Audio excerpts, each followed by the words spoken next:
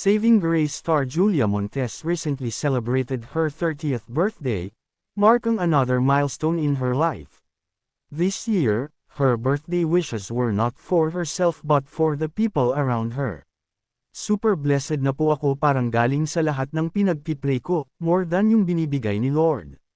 So this time, it's not for me. It's for my friends, lahat ng mga kakilala ko and sana dito sa atin lahat sa Pilipinas, Julia told Push-Up-CBN. The actress hopes that everyone can find a brighter outlook on life. Sana lahat mas maging brighter ang life. Lahat makahanap ng positive outlook sa buhay, she added. Julia's heartfelt wish stems from her deep gratitude for the blessings she has received over the past years.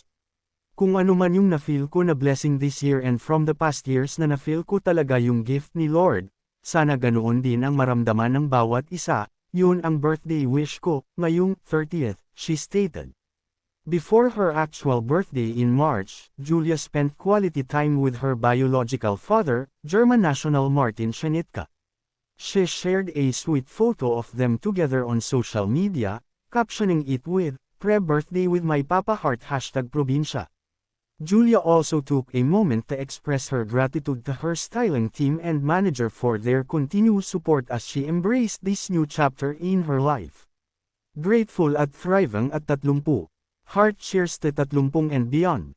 She wrote. Julia was also treated to a surprise birthday celebration organized by her longtime partner, Kapamilya star Coco Martin. In a video posted by Coco's film production, Julia became emotional as she shared heartfelt moments with family, close friends, and special people in her life. Among those spotted at the event were her father, ABS-CBN Cory Vidanes, Angelica Panganiban, and Cherry Pie Picache. "Thank you for being with me on my special day," Julia said as per the caption. Looking ahead, Julia expressed excitement about the possibility of working with her close friend, Catherine Bernardo, on a dream project. Reflecting on their journey as actresses, she hopes they can take on more mature roles together. Actually, super excited syempre yun nga yung sinasabi namin kami ang original love team with project. Nako, kinakabahan na ako, Julia shared with Push-Up-CBN.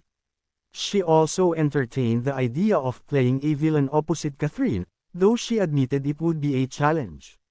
She went on, "Kung ako yung mangungontribida sa kanya kasi talagang mahihirapan na talaga, ako ngayon, lalo yung puso ko, kung noon naiiyak ako, ngayon baka humahagulgol na ako."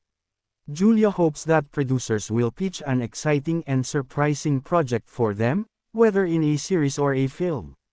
Looking forward kasi ang dami ng mature roles na napiplay ni Kath, so parang this year parang nandoon ako sa Surprise US, kung ano yung pwedeng roles na pwede naming gawin together.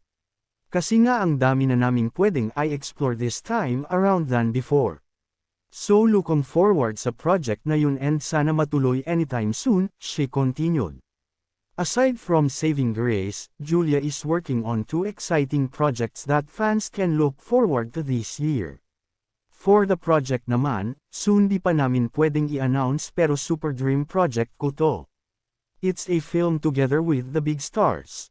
Hindi ko inaakala na aabot ako sa buhay ko or sa career ko na makakatrabaho ko ang dalawang to, she teased. And, may, isa na special project.